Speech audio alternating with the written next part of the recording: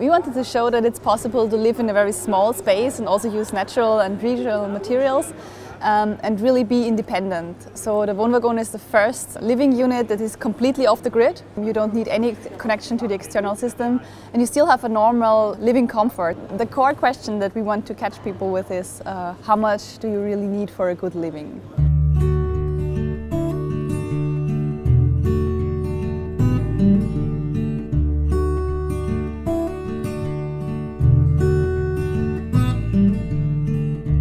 If you think about your flat, it's probably only some places that you really live in. For example, your couch where you like to relax, and your kitchen and table where you spend time with your friends and talking, and maybe the sleeping area. But all the rest, you hardly ever spend any time there, so it's mostly getting dusty and you have to heat it. And it's always, the problem gets bigger the bigger the house gets. We founded Wohnwagon pretty much exactly 3 years ago. It was on the 1st of March in 2013. The first half year we spent fundraising. I was traveling around Austria for half a year, always telling people what we want to do and how you can invest in us, that it's a good idea and they should join. It was really actually the first successful crowd investing project in Austria, which really helped us to start off. And now from this first project it really came a small company, and we have now 11 wagons sold, so it's really slowly taking off. Well, definitely tiny housing is a trend, but I think it's a major trend, and people really start to rethink the way we live today, and we design our whole living concept.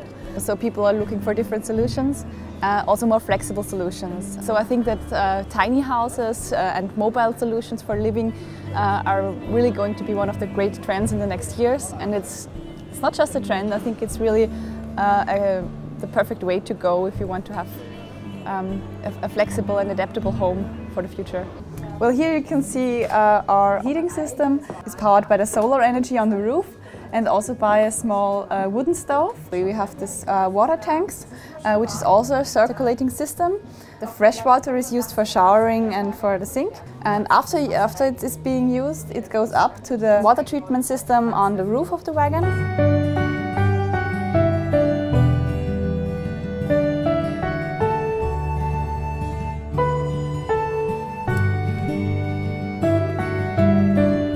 Times that we live in, the reduction to the essential is really the most luxurious thing that you can have. For us, it's more than a startup. It's also a political and philosophical statement how the living in the future could look like and how we can reduce the resources that we need for it, and at the same time gain a great experience and also have fun. So this is our worm composter.